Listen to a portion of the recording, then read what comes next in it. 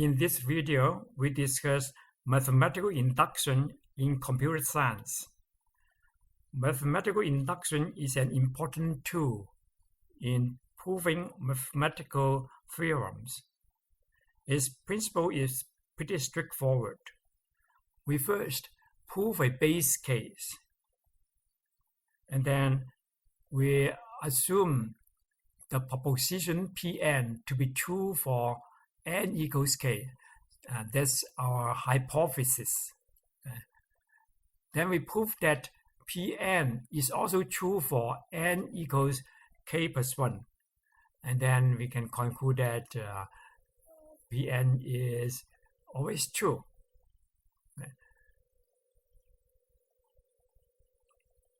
For instance, let's consider a simple example.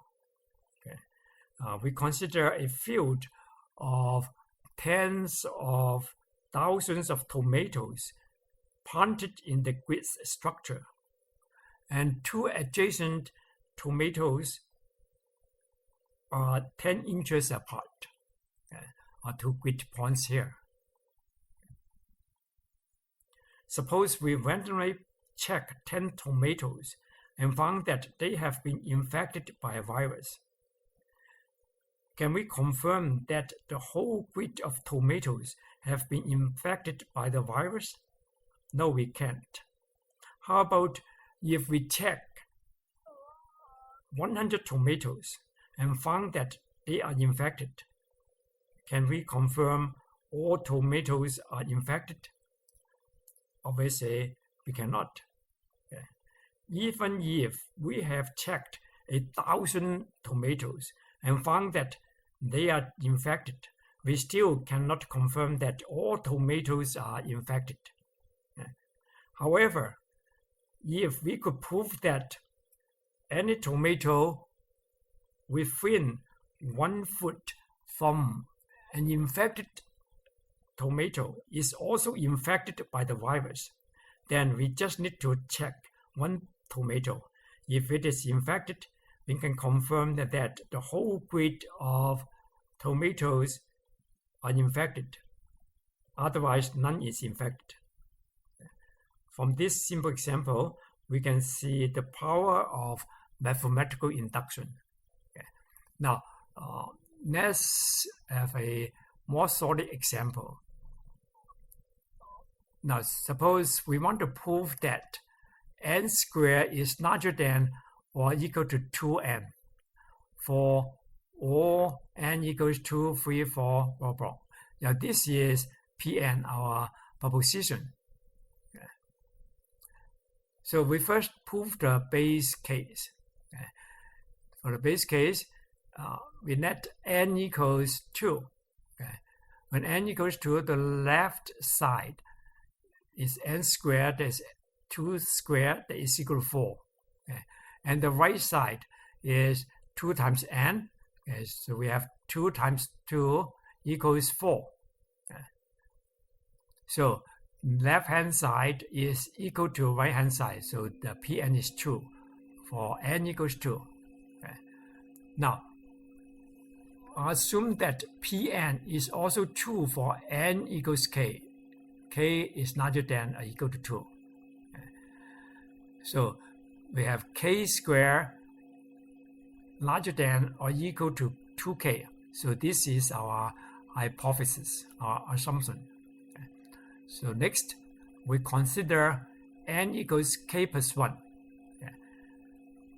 When n equals k plus 1, the left-hand side, n squared becomes k plus 1 squared. And we multiply this out, we have k squared plus 2k plus 1. And this is larger than or equal to 2k. K squared is larger than or equal to 2k by this hypothesis. Right? Plus 2k plus 1. And we take this 2 out. So we have this larger than 2k plus 1. Because we have an extra 1 here. Thus, the left side is larger than the right side. So Pn is also true for n equals k plus 1. So we can conclude that Pn is true for all n equals to 3 probable. Okay, because we know that n equals is true. Pn is true for n equals 2. Then we can induce that it is true for 3. If it is true for 3, it is true for 4. If it is true for 4, then it is true for 5 from the induction here. Okay. So we can induce the true from n to n plus 1 as we have done here. Okay. Or sometimes we can do that from n minus 1 to n. Okay. Now this tool can be used to solve a variety of problems. Okay. In particular, it closely relates to a recursion in programming, okay, which is a top-down approach or a divide and conquer technique. Okay. So it is not only useful in proving mathematical theorems, it can be used to solve problems in computer science. Okay. So in recursion, we have an exit case, and this exit case corresponds to the base case of mathematical induction. Okay. And the evaluation of Pn relies on Pn minus 1. So we do this recursively, and Pn minus 1 relies on Pn minus 2. Now let's consider some examples to illustrate how mathematical induction can be used to solve problems. Okay. Now this is a well-known example, the Towers of Hanoi. Okay. In this problem, we have 3 towers, A, B, and C. Okay.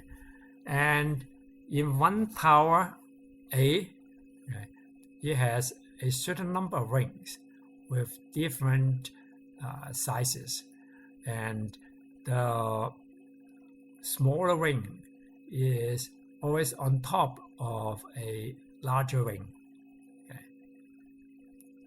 And now we want to move the rings one at a time from A to B with the help from C, but we must maintain the rule that smaller rings need to be on top of larger rings all the time. Okay. And we have to do that one ring at a time. Now this problem can be solved by mathematical induction. Okay. Now we consider n rings, for example. Okay. So for the base cases, if n equals 1, that means one ring, then it is trivial. Okay, just move the ring to B. Okay. Now, if n equals 2, that means we have 2 rings at tower A. Okay, so we have to move these 2 rings to B with the help from C. Okay. So what we can do is that we first move this smaller ring to C. Okay, that's A to C. Okay. And then move this larger ring, okay, from A to B. Okay, A to B. And then we move this smaller ring from C to B. Okay. Then we solve this problem. Okay, for the case of n equals 2. Okay. So this we know how to solve the n equals 2 case. So now here's the hypothesis. Suppose we know how to solve the n minus 1 ring problem for n is larger than or equal to 2. Okay. So at least we know how to solve the case n equals 3. Okay, 3 minus 1 is 2. Right. So at least we have this. Okay. So now we consider n rings. Okay. And let's see how we can solve the n ring problem. Okay. Now, because we know how to solve the n minus 1 ring problem. So we can make use of this knowledge to solve this problem. So what we can do, okay, is that we can move all these n minus 1 rings, we know how to do it, okay, from A to C with the help from B. Okay. So this, we assume we know how to do it. At least we can, you can imagine that you can hire somebody to do it. Okay. And then after that, okay, all we need to do is to move the last ring, the largest ring, to B. Okay. And then we can move these n minus 1 rings back to B with the help of A. Okay. So that's the situation. So we first move from A to C, n minus 1 rings. Okay, and then the last ring, A to B. Okay, and then all this back to B with the help from A. Okay, so we solve this problem, okay, using the mathematical induction concept. Okay. And if you want to write a program to implement this, the recursion program, then it will be something like this. Say the function Hanoi with n rings. Okay, so we have the towers labeled as A, B, C, okay, the characters. Okay, so these are variables. Okay. And so to solve this n ring problem, we have to call Hanoi n minus ring. Okay, instead of moving from A to B, we want to move from A to C with the help of B. Okay, and then the last ring, okay, is A to B. Okay, this one. And then we move the n minus 1 ring problem, n minus 1 rings from C to B with the help of A. Okay, so this is the program for solving this Towers Hanoi. Okay. But this program has a problem. Okay, so what is it? Okay. So this is a recursion program, but a recursion program always needs an exit case. Okay. So it is simple. We just need to add the exit case, and we know that when n is smaller than or equal to 0, then we are done. So we return in this case. So this is our exit case. Okay. So this is the complete program. Now I can demonstrate to you that this program does work.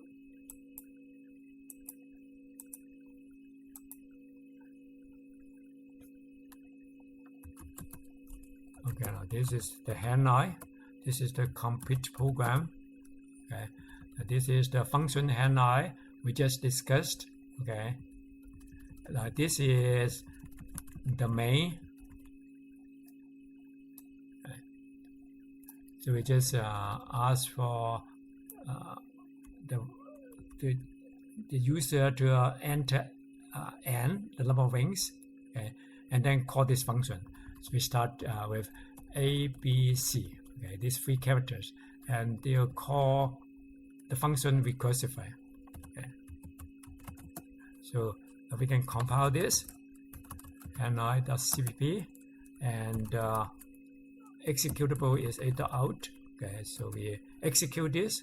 So if it is true, so that's what we expected, A to C, A to B, C to B. Okay. If it is 3, then it will be like this. Okay. And 4. Okay. These are the moved. And then 5. Okay. You can see that the number of moves grows exponentially. That's the problem of this problem. Okay. So it would take a long time to move all the rings. Okay, if n becomes large. Okay. Now, so that's one simple example. Now, let's consider another interesting example that can be solved using mathematical induction. Okay. this is called the tiling problem. Okay. We consider a board m times m with m equals 2 to the n. Okay, that means m should be say 2 or 4, 8, 16, 32, etc. Okay, n equals 1, 2, 3, 4. Okay. And in this board, one of the cell or one of the square is missed. Okay. So we have that many squares, m equals to the n square, and one of them is missing. Okay.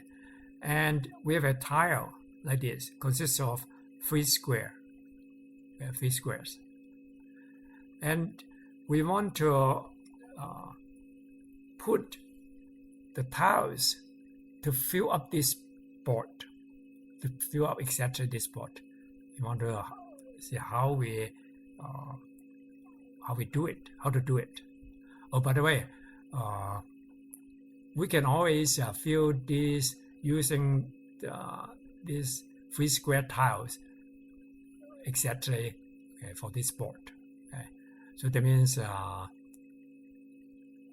2 to the n times 2 to the n minus 1, okay, is always divisible by 3. Now you can also prove this by mathematical induction. Okay. Now maybe we can do it here. Okay. Now we can prove that, say, 2 to the n times 2 to the n, okay, minus 1, okay, is divisible by 3, or say mod 3 is equal to 0.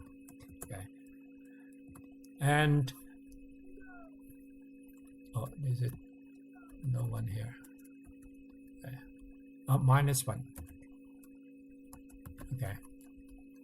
So mod 3 is 0, divisible by 3. Okay. So again, the base case is simple. If n equals 1, okay, then we have 2 to 1 times 2 to 1, that's 4. 4 minus 1 is 3. Okay.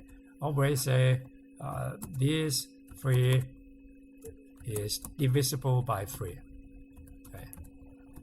So again, we assume that this is true. Okay, that means this is divisible by 3.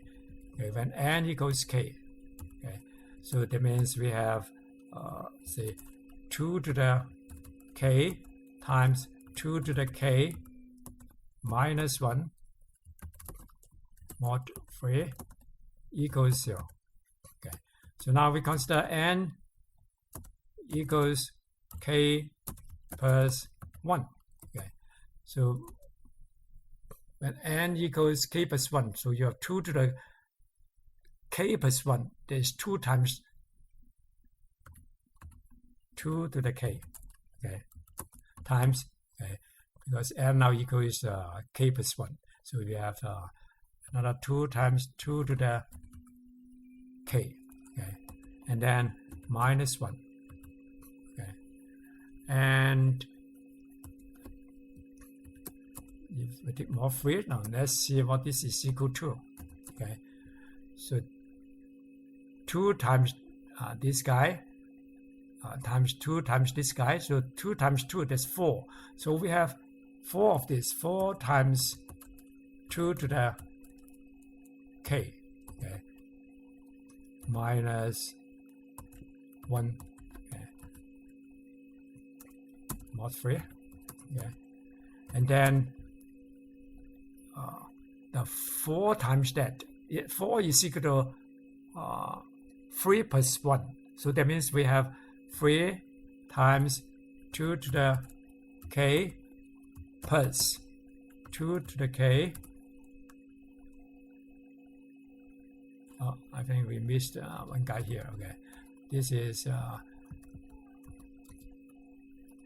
we missed.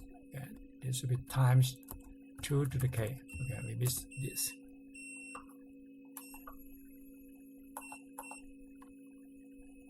Okay. So we have this times 2 to the k, okay,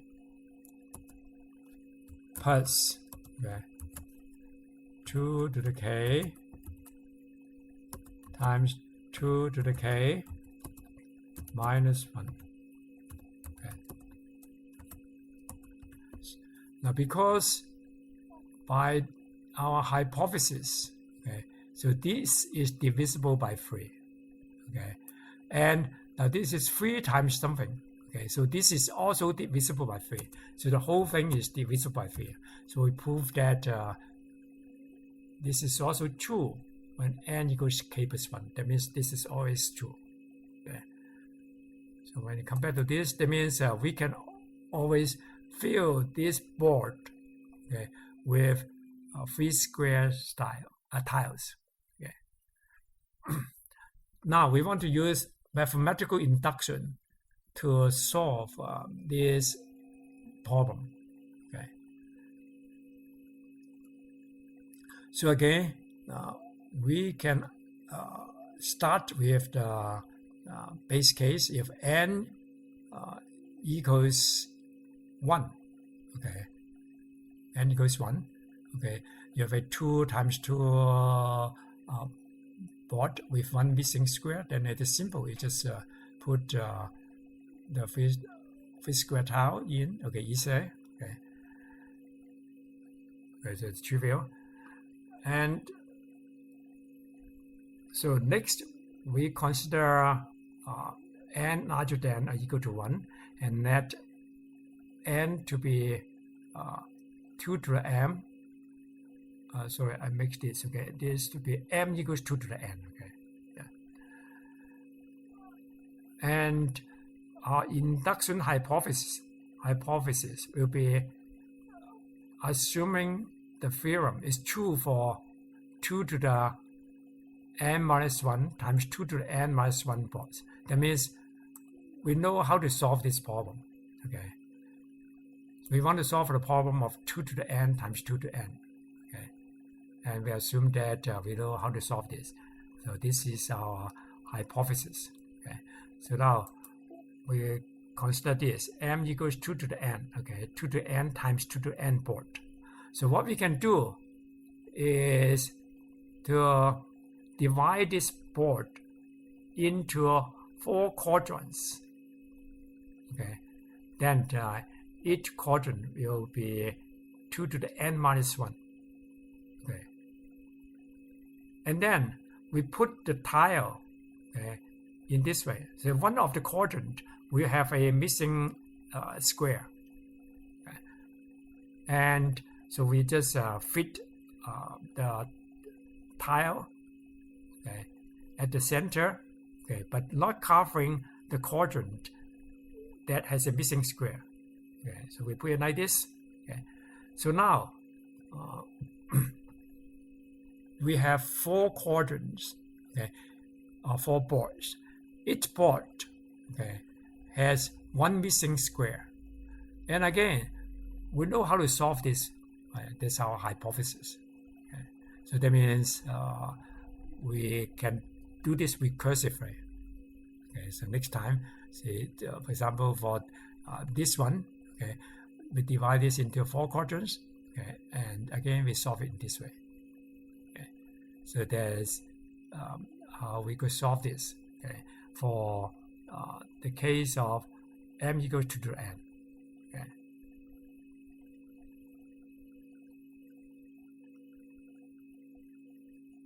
So and it is not difficult to write a program to do this.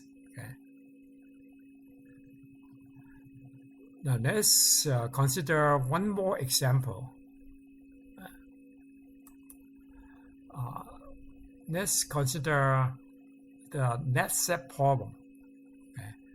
In this Knapsack problem, we want to put some objects into a bag, okay, and the objects are not divisible. Okay, so this bag can carry a certain number of weights, okay, like 15 kg, and we want to put the objects totally, they have exactly the same weight as the maximum weight this bag can carry. So in this case, in this example, I think we can put this green object, 12 kg, and this plus 1, plus 2, these 3 guys, into this bag. This problem is like tangling corns without change. So in general, what this means is that we want to pack items into knapsack with capacity K. So we call the items K1, K2, blah blah Kn. And Ki are integers. So each of these Ki is an integer. So what we want to do is that we find a subset S of the items such that the sum of Ki is equal to K. And Ki is an element of this subset S. Or we conclude that no such subset exists. So in this case, the subset is this green object, gray object, blue object. 12 plus 1 plus 2 is 15. So if these objects were, say, all these were 4, 4, 4, then there would be no solution.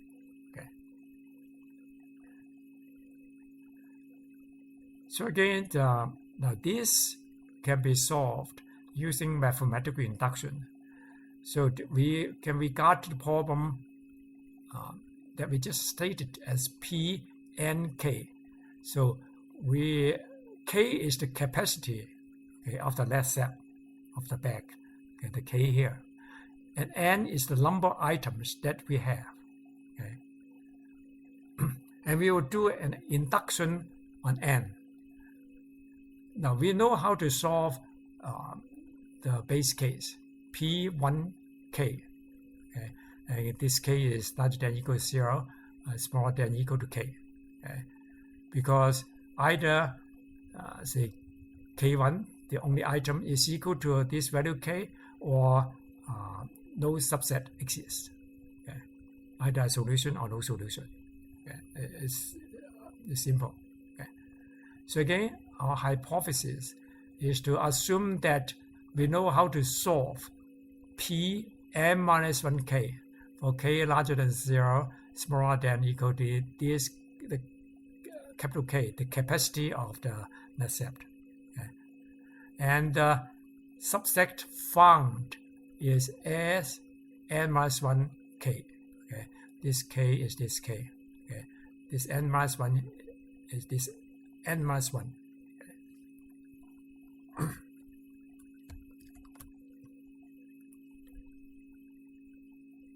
So now we consider the problem P and K with 0 is smaller than or equal to K, smaller than or equal to capital K, the capacity of the knapsack. And now if Kn is larger than K, so obviously this item Kn cannot fit into the knapsack. So we cannot consider it. We have to put it aside. And the problem is reduced to Pn minus 1 K, because we cannot put this in.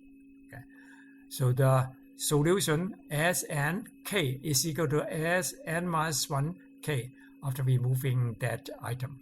And of course, if no solution here, then there's no solution here either.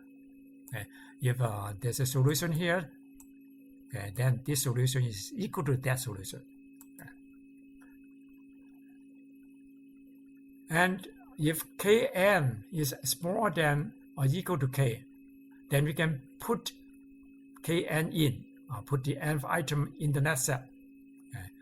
And the problem is reduced to Pn minus 1, okay, one item less, and K minus Kn, because we put Kn in, okay, so the capacity is reduced to K minus Kn. Okay. And again, we know how to solve this based on our hypothesis. Okay. So if there is a solution for this, okay, then for this, then our solution for including the Kn, okay, will be this, okay, the previous one, okay, excluding the Kn, plus, okay, the nth item, because we put that in the recipe. If no such solution for this, okay, then we consider again Pn minus 1k, okay, and again we know how to solve this, okay, and Snk is equal to Sn minus 1k. Okay. And so basically in this problem, okay, Pnk is composed of the instances Pn minus 1k and Pn minus 1k minus Kn. Okay. If we use the divide and conquer method, again we will have exponential time. Okay. So usually this can be done, okay, using dynamic programming. Okay. So for instance, we can consider Pik. K equals 1 to up to a capital K, the capacity of the last cell. Okay. And I equals 1 to up to n items. Okay. And there are n times k different instances. Okay. So there should not be that many instances. Okay. There should not be exponential time. Okay. So we got exponential time because we have generated same instances for many times. Okay. And if we use dynamic programming to solve this, we can save the intermediate results in the table. Okay. The table could be like a matrix Pik. Okay. Say so this entry stores the solution for P11, P12, P1k, etc. Okay.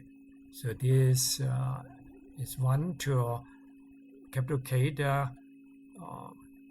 capacity of the recipe, and this is up to the number of items. Okay. And Pik is computed from Pi minus 1k and Pi minus 1k minus ki. Okay.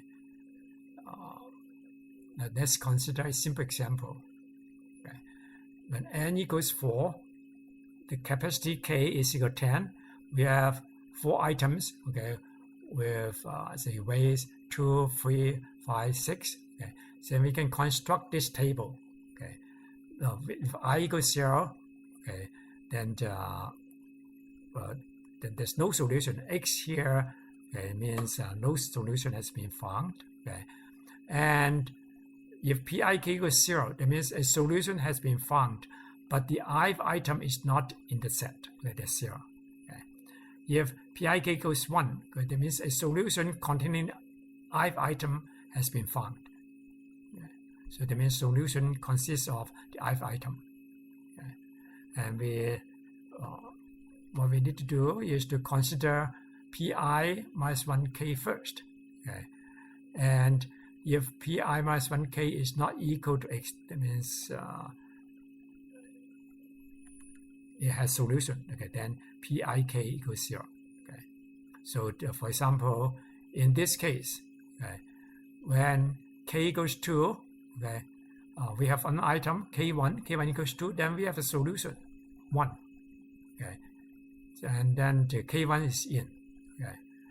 And when k equals 2, okay, n equals 2, okay, or I equals 2, we have 2 items, but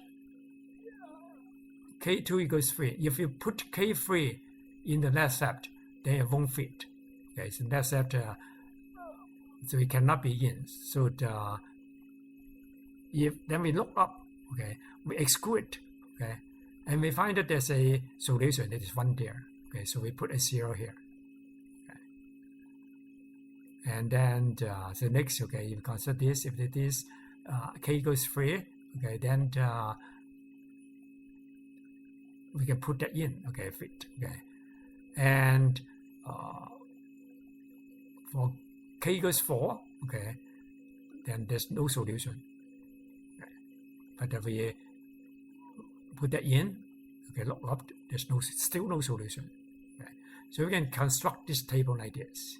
Okay. And here's the code, okay, for solving this problem. Okay.